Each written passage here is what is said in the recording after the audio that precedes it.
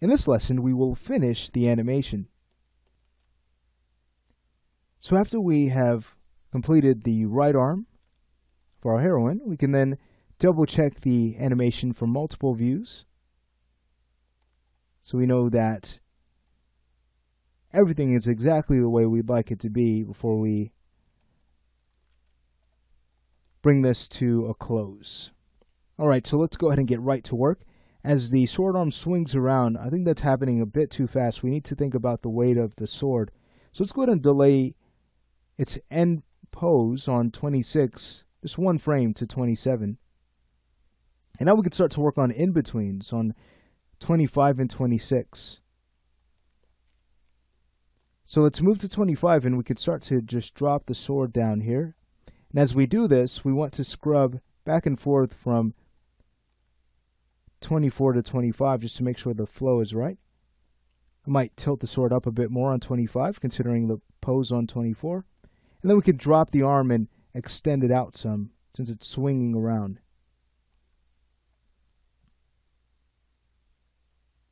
I might actually rotate the blade forward a bit more on 25. And now as we get to 26, let's go ahead and drop it here.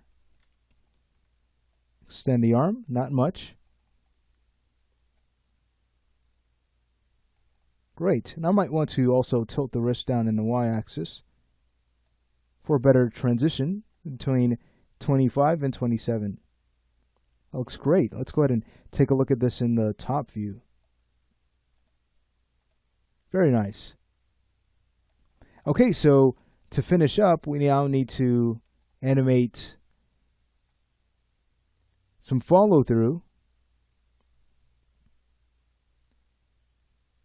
So let's have the arm continue to move back, considering the weight of the sword and the force at which the character swung. We'll have it continue moving back on frame 30. We're not concerned with rotation just yet, one step at a time. And a few frames after, on about frame 35, we can go ahead and move it back a bit more, but away from her, but not much. Great. And now let's have it start to move forward and in on about 46. Just smooth that out. And then at the very end, we can have it brought closer to her and back on 55. Let's hit play. Okay, so this is looking nice. I'd almost like to tweak 46, just bringing that arm a bit more forward. And making sure that it doesn't push too far out on 35.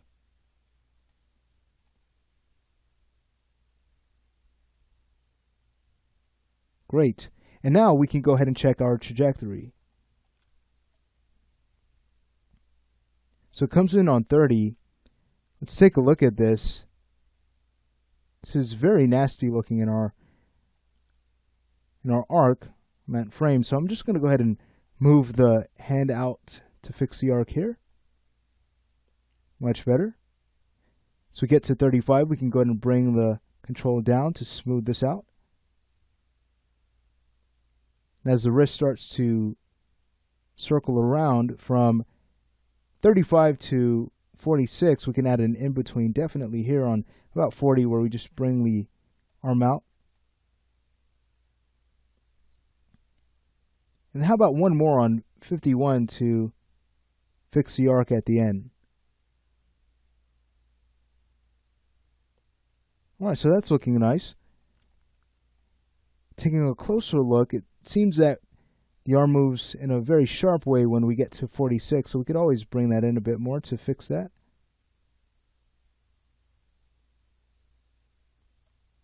It's just a matter of just fine-tuning this arc until we are satisfied with the motion in this arm. Let's go ahead and play this back. Very nice. Okay, that is cool. If the trajectory is distracting you, go ahead and turn it off. And feel free also to hide your control objects. Let's play it back. Great. So what we want is for her to start stabilizing that weapon so it's not moving all over the place, and we've managed to do that.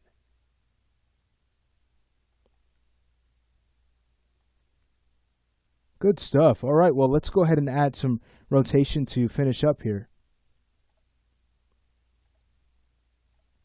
So grabbing the wrist control, going to our rotation gizmo, you can see that the primary axis is going to be the z-axis. So let's go ahead and move forward. Since that arm is getting thrown back and starting to move away from her, on about frame 32, I'd like to rotate the blade in. I'd also like to fix the break in the wrist by just rotating it up in the x-axis. So it gets thrown back as it starts to push out and then come in. On 42, we can rotate it away from her. The z-axis, not much.